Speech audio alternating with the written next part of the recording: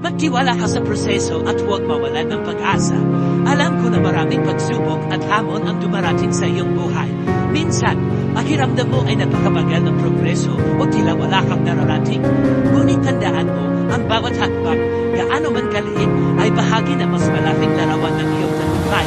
Ang bawat hirap at pagod na nararanasan mo ay magtutunan ng magagandang resulta sa hinaharap. Huwag kang mawawalan ng pag-asa kapag ang mga bagay ay hindi nangyayari ayon sa iyo.